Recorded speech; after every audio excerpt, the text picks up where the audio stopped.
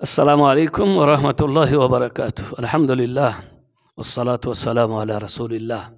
সুপ্রিয় শ্রোতা, কাতার সোজা করার ব্যাপারেই অনেক কথা আমরা এর আগেও শুনেছি। এখনও কিছু কথা হাদিসে এসেছে। রাসূল করিম সাল্লাল্লাহু আলাইহি সাল্লাম কাতার সোজা করলে আরও কি হয় আমাদেরকে জানিয়েছেন। তিনি বলেছেন, আকিমুস সুফুফ ওয়া হাতু বাইনাল মানাকিব ওয়া সাদ্দুল খালাল।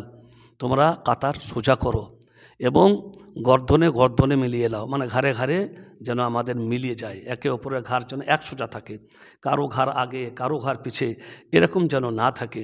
ওয়াসাদ্দু আল খালাল, এবং মধ্যেখানে যে ফাঁক ফাঁক হয়ে থাকে এটাকে তোমরা বন্ধ করে দিও। ওয়ালাইয়েনু বেআইদি ইখওয়ানিকুম, এবং একে অপরের সাথে তোমরা নরম হয়ে দাঁড়াবে। নরম হয়ে মানে যেন তুমি নরম বিনয় ব্যক্তি এমনভাবে দাঁড়াবে, বিনয়ী হয়ে নরম হয়ে একে অপরের সাথে দাঁড়াবে। ওয়ালা তাজারুল ফুরুজাত ইল্লা শাইতান, আর শয়তানের জন্য ফাঁক ছেড়ে দিবে না। তাহলে বুঝতে পারা গেল যে কাতার সোজা করলে শয়তানের জন্য কোনো ফাঁক থাকে না।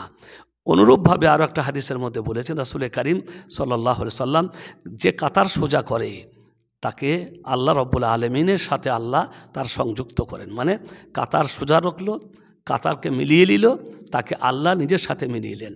হাদিসে এসছে আবু দাউদে, আল্লাহ নবী বলেছেন, ওমান ওয়াসালা সাফা ওয়াসালাহুল্লাহ, ওমান কাতা সাফান কাতাআহুল্লাহ।